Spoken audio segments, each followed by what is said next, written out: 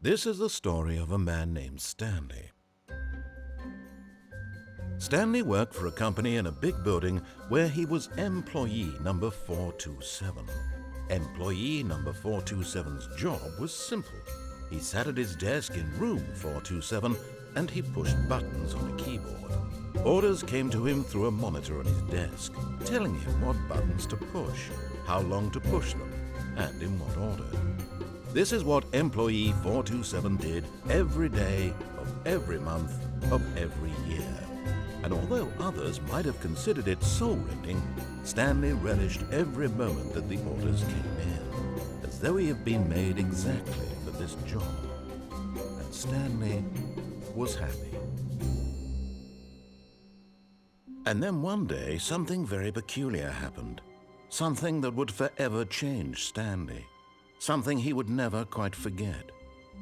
He had been at his desk for nearly an hour when he realized that not one single order had arrived on the monitor for him to follow. No one had showed up to give him instructions, call a meeting, or even say hi. Never in all his years at the company had this happened, this complete isolation. Something was very clearly wrong. Shocked, frozen solid, Stanley found himself unable to move for the longest time. But as he came to his wits and regained his senses, he got up from his desk and stepped out of his office.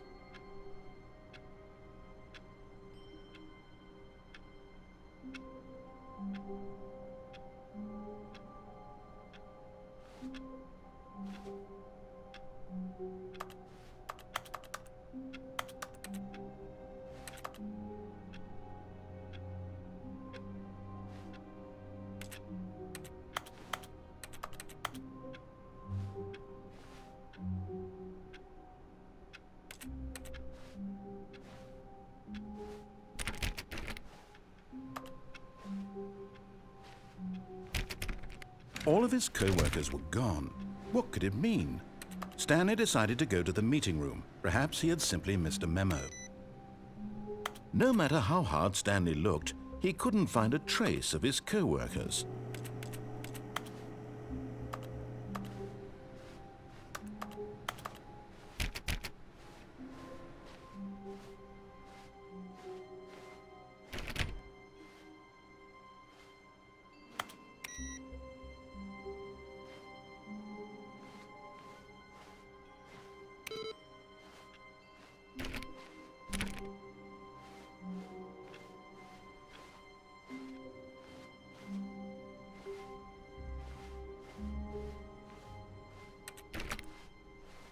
When Stanley came to a set of 2 open doors, he entered the door on his left. This was not the correct way to the meeting room, and Stanley knew it perfectly well. Perhaps he wanted to stop by the employee lounge first, just to admire it.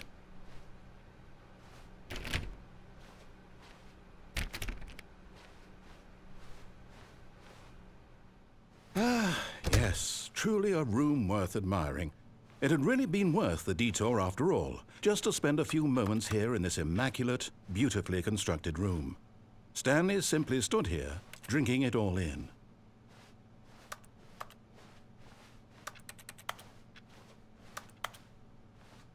But eager to get back to business, Stanley took the first open door on his left. Stanley was so bad at following directions, it's incredible he wasn't fired years ago.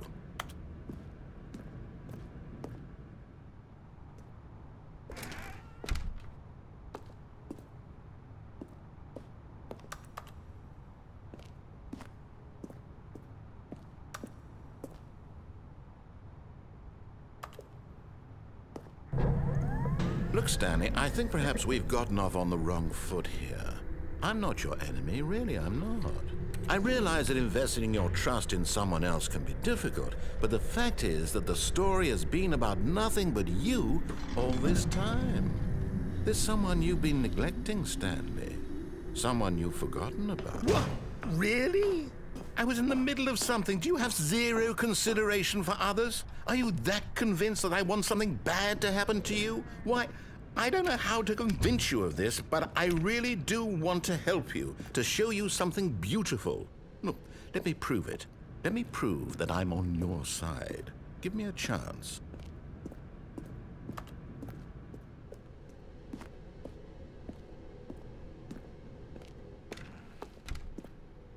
Now listen carefully, this is important. Stanley walked through the red door.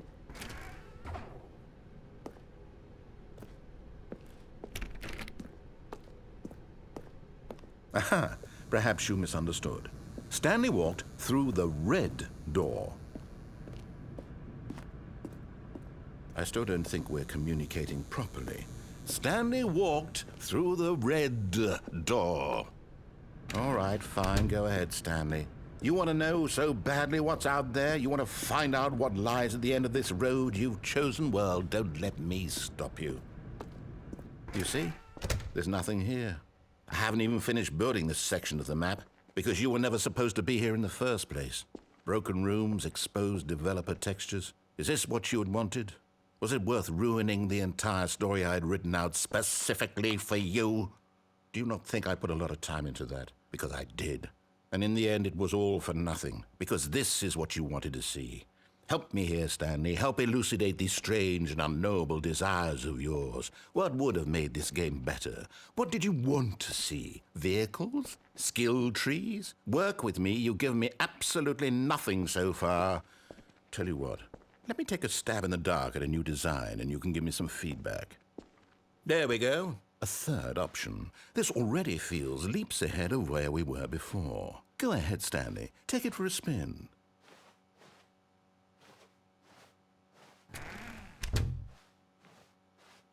Okay, I'm going to stop you there. Now, tell me about your experience with this new version.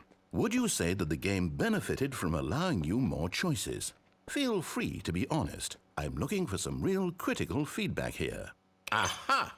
You see, I knew I was onto something. Where do these flashes of inspiration come from? How did I know the game needed a third door? Well, it's instinct mostly, a calling in your gut. I really couldn't say where the idea came from, except that I felt it in my soul.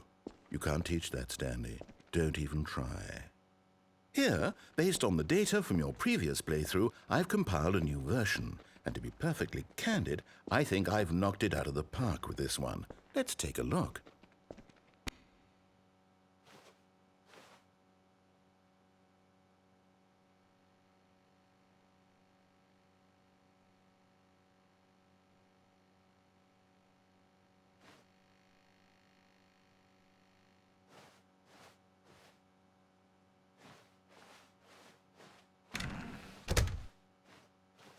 Now, would you say that competitive leaderboard helped you feel motivated to keep walking through doors? Again, honest answers, please. Hey, I nearly forgot. I've got a prototype of a new game I've been working on, and now would be a lovely opportunity to give it some playtesting. You wouldn't mind taking a look at it, would you? Perfect. Let me boot it up. In this game, the baby crawls left towards danger. You click the button to move him back to the right, and if he reaches the fire, you fail. It's a very meaningful game, all about the desperation and tedium of endlessly confronting the demands of family life. I think the art world will really take notice. But of course, the message of the game only becomes clear once you've been playing it for about 4 hours. So why don't you give it 4 hours of play to make sure it's effective? Be sure to keep notes on your experience.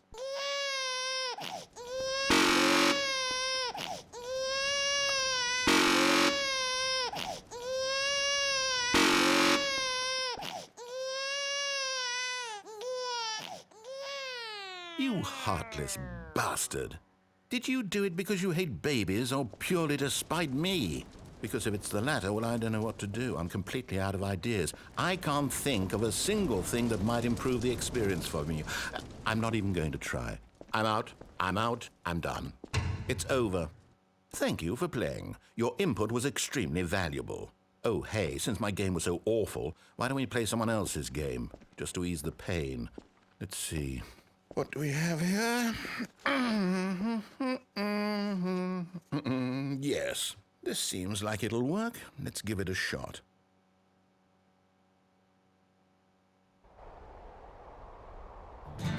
Aha! Fascinating.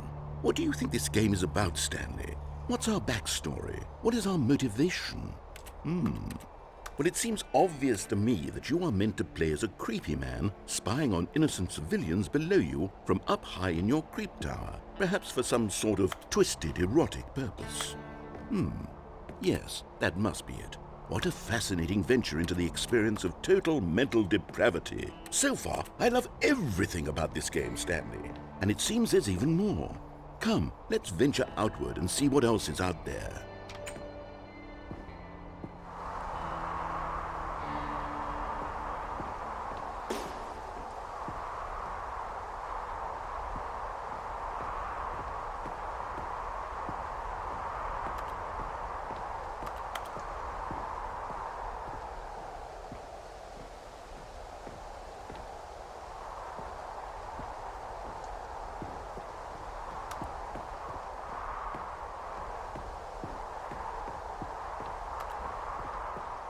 Oh, no. No, it can't be.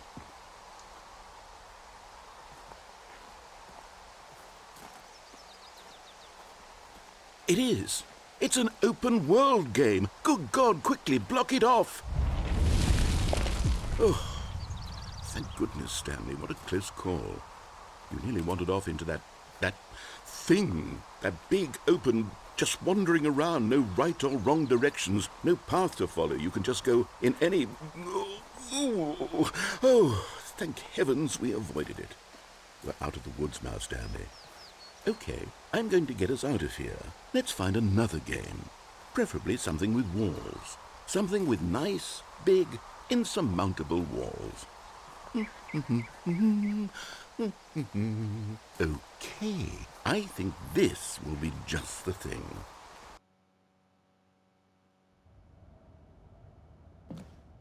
Wonderful. See, this is exactly what I had in mind. Just a nice big box for you to run around in. There isn't any possibility that you could get lost here. Now this is game design. Stanley, if you manage to get lost in this game, I will be phenomenally impressed. Okay, so what exactly do we do here? Let's see. There are lots of cars here in the back, but obviously there's no racetrack. Okay, I'm seeing that there's a ball of some kind back here. Is this game sports ball? Stanley, I think it's sports ball. Oh, what fun. We shall run the bases and do a touchdown together? Yes, I think surely we must. Okay, Stanley, here's the ball. Have fun.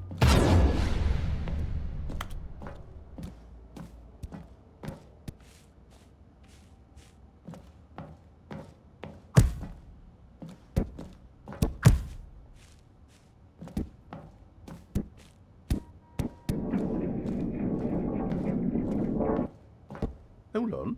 What are you doing?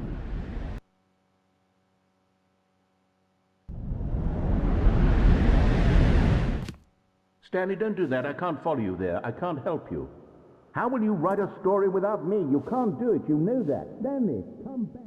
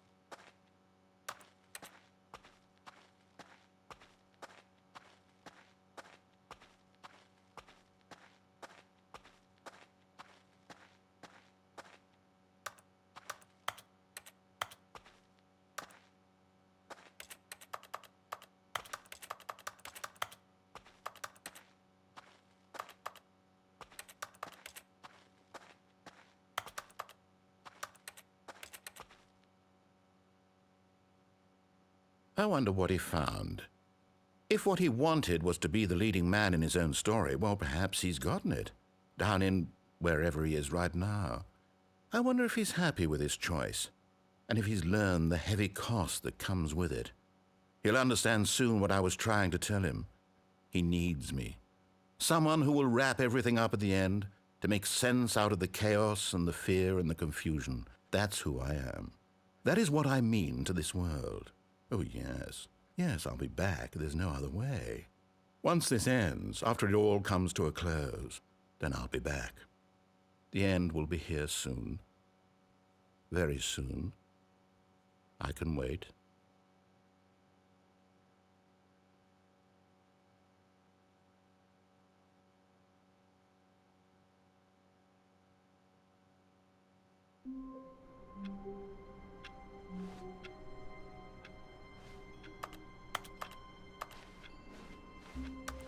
All of his co-workers were gone. What could it mean? Stanley decided to go to the meeting room. Perhaps he had simply missed a memo.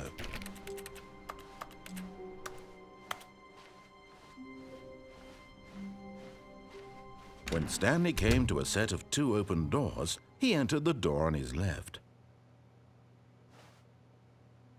This was not the correct way to the meeting room, and Stanley knew it perfectly well. Perhaps he wanted to stop by the employee lounge first, just to admire it. Wow. Yes, this room. What a beautiful room.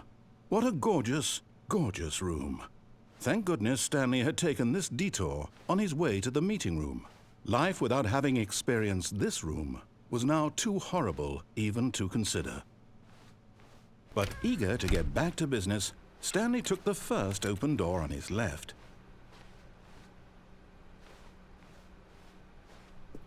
Stanley was so bad at following directions, it's incredible he wasn't fired years ago. Look, Stanley, I think perhaps we've gotten off on the wrong foot here. I'm not your enemy, really, I'm not. I realize that investing your trust in someone else can be difficult, but the fact is that the story has been about nothing but you all this time. There's someone you've been neglecting, Stanley. Someone you've forgotten about. Please, stop trying to make every decision by yourself. Now, I'm not asking for me. This is it, Stanley. Your chance to redeem yourself. To put your work aside. To let her back into your life. She's been waiting.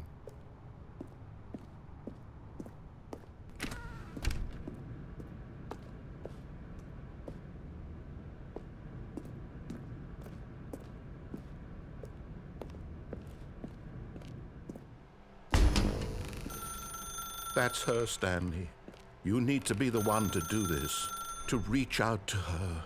If you can truly place your faith in another, then pick up the phone.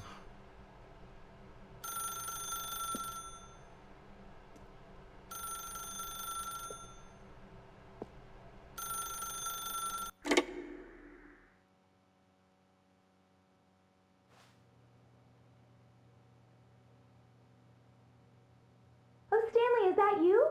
Hold on, sweetie. Sorry to keep you waiting. I'm just pulling the bread out of the oven. All right. Okay, there we go. All right, now, I want you to come in and tell me all about your day. Gotcha. Oh, come on. Did you actually think you had a loving wife who'd want to commit their life to you? I'm trying to make a point here, Stanley. I'm trying to get you to see something. Come inside. Let me show you what's really going on here. This is a very sad story about the death of a man named Stanley.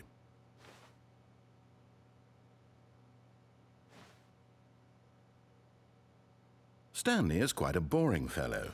He has a job that demands nothing of him, and every button that he pushes is a reminder of the inconsequential nature of his existence.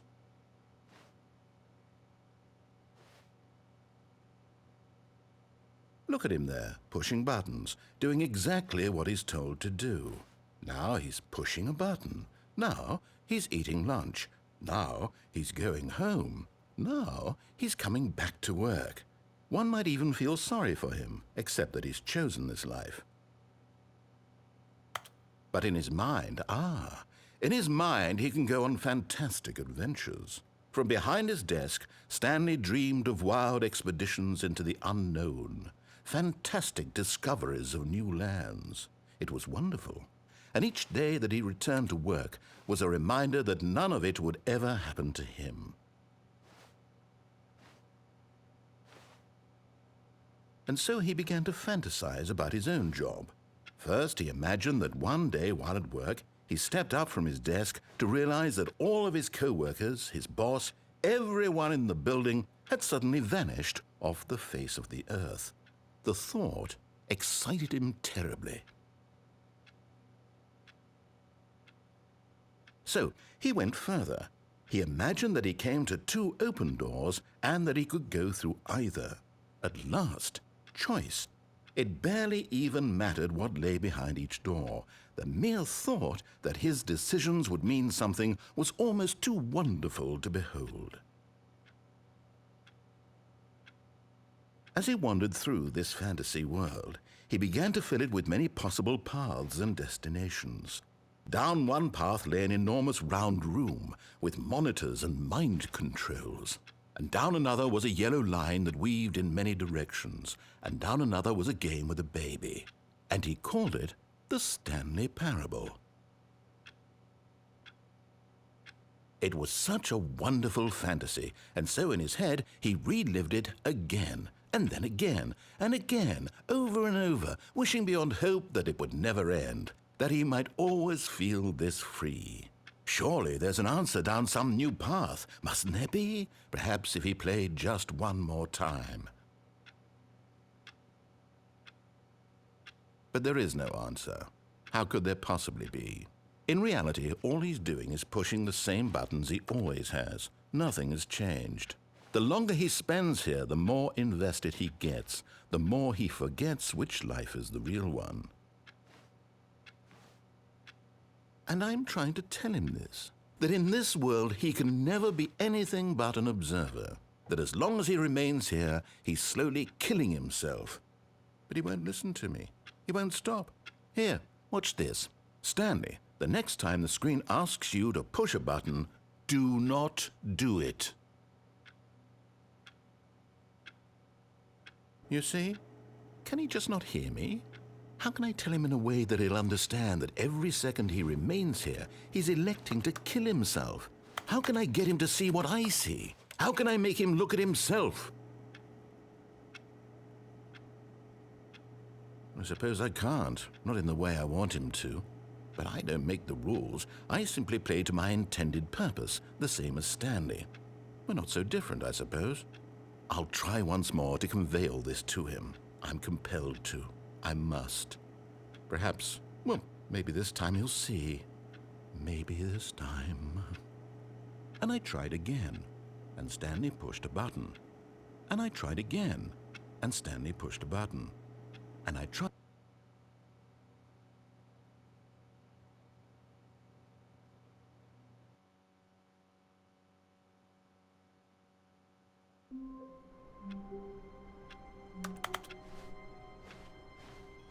All of his co-workers were gone. What could it mean? Stanley decided to go to the meeting room. Perhaps he had simply missed a memo.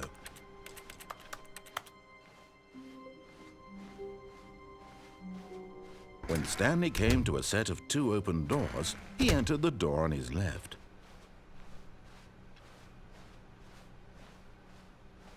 Yet there was not a single person here either. Feeling a wave of disbelief, Stanley decided to go up to his boss's office, hoping he might find an answer there.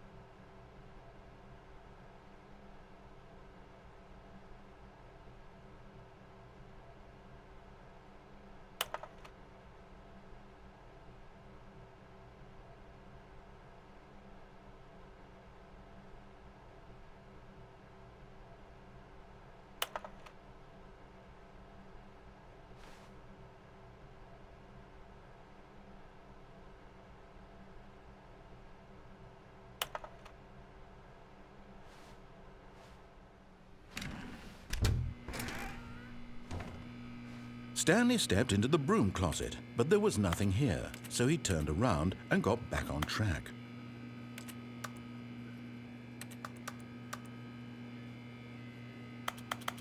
There was nothing here. No choice to make, no path to follow, just an empty broom closet. No reason to still be here.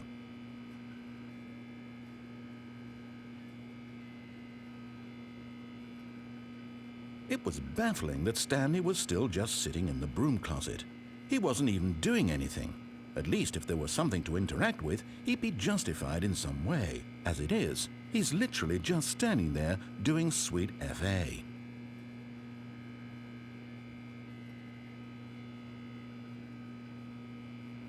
Are you really still in the broom closet? Standing around doing nothing? Why? Please offer me some explanation here. I'm genuinely confused.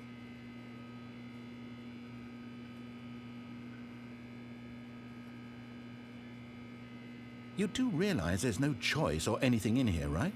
If I'd said Stanley walked past the broom closet, at least you would have had a reason for exploring it to find out.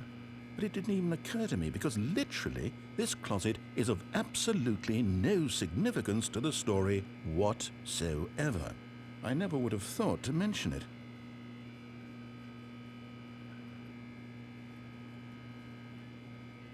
Maybe to you this is somehow its own branching path. Maybe when you go talk about this with your friends you'll say, "Oh, did you get the broom closet ending? The broom closet ending was my favorite." I hope your friends find this concerning.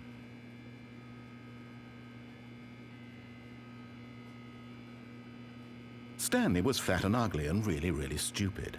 He probably only got the job because of a family connection. That's how stupid he is. That or with drug money. Also, Stanley is addicted to drugs and hookers.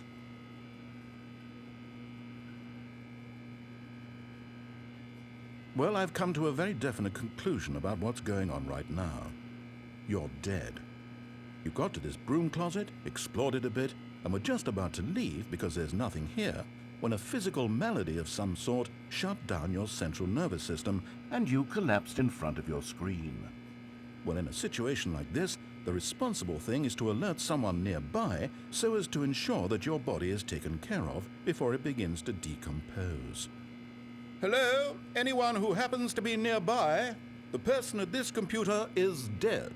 They have fallen prey to any number of your countless human physiological vulnerabilities. It's indicative of the long-term sustainability of your species. Please remove their corpse from the area and instruct another human to take their place, making sure they understand basic first-person video game mechanics and filling them in on the history of narrative tropes in video gaming, so that the irony and insightful commentary of this game is not lost on them. All right, when you've done that, just step out into the hallway.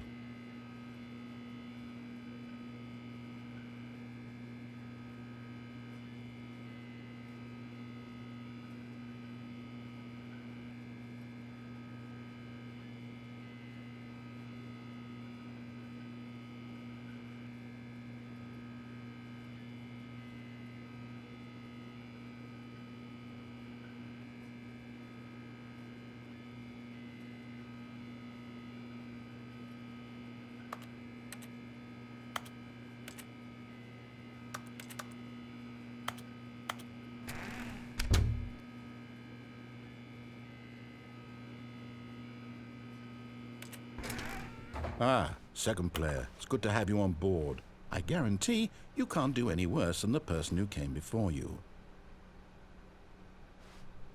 Coming to a staircase, Stanley walked upstairs to his boss's office.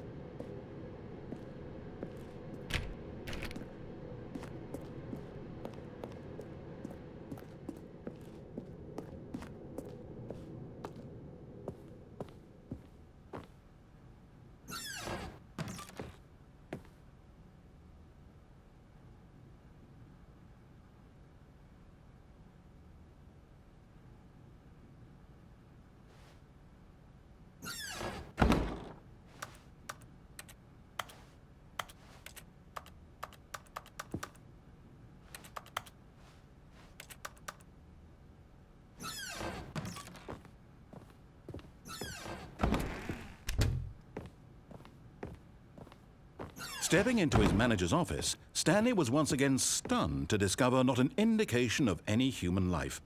Shocked, unraveled, Stanley wondered in disbelief who orchestrated this, what dark secret was being held from him.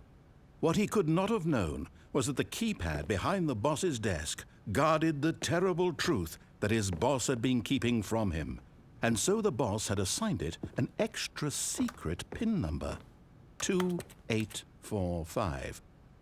But of course, Stanley couldn't possibly have known this.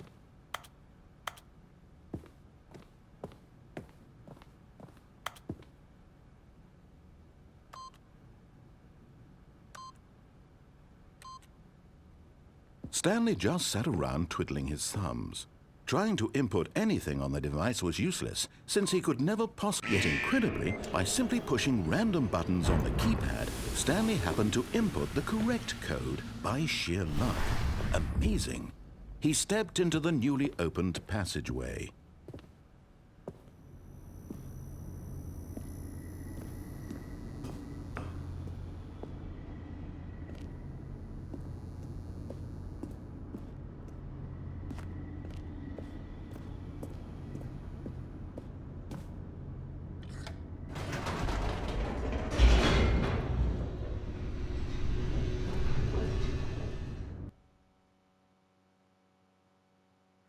Descending deeper into the building, Stanley realized he felt a bit peculiar. It was a stirring of emotion in his chest, as though he felt more free to think for himself, to question the nature of his job. Why did he feel this now, when for years it had never occurred to him? This question would not go unanswered for long.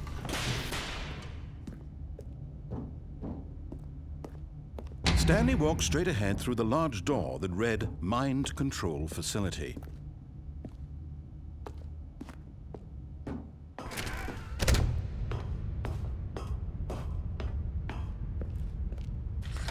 The lights rose on an enormous room packed with television screens. What horrible secret did this place hold? Stanley thought to himself.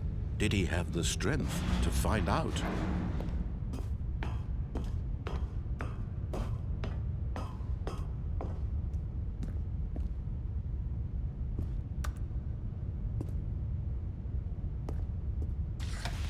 Now the monitors jumped to life, their true nature revealed. Each bore the number of an employee in the building, Stanley's co-workers. The lives of so many individuals reduced to images on a screen, and Stanley, one of them, eternally monitored in this place where freedom meant nothing.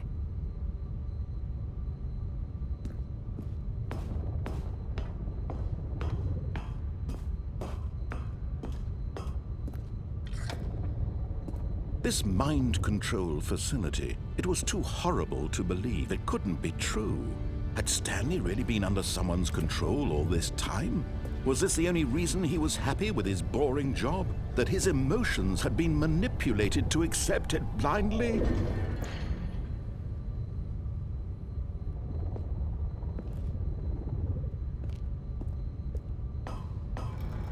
No.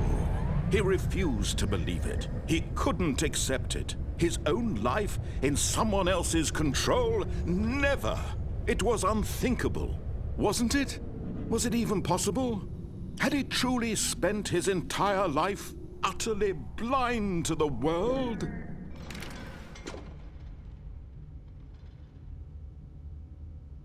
But here was the proof. The heart of the operation.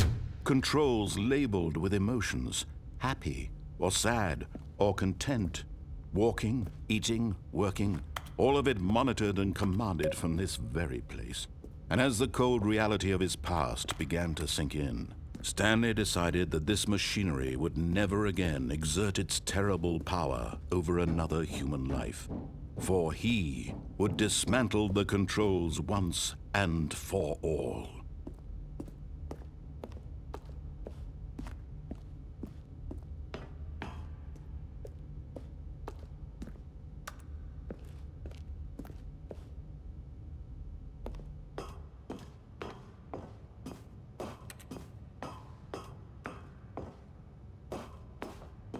And when at last he found the source of the room's...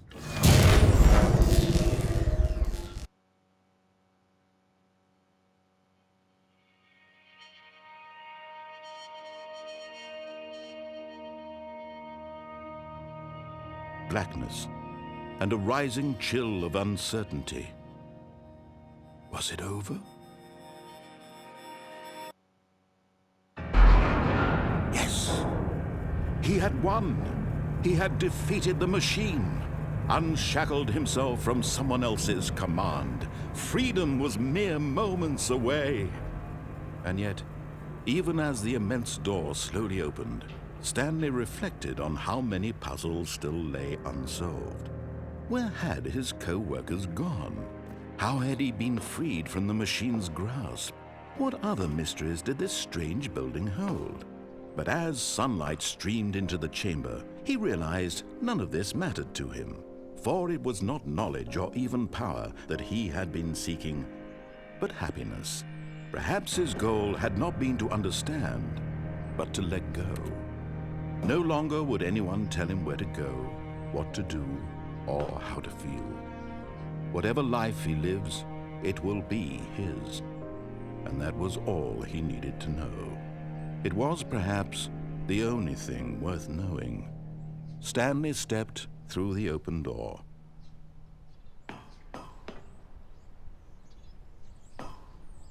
Stanley felt the cool breeze upon his skin, the feeling of liberation, the immense possibility of the new path before him. This was exactly the way, right now, that things were meant to happen. And Stanley was happy.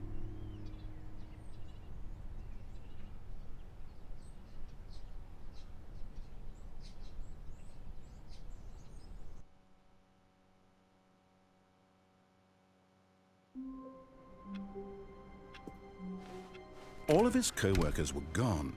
What could it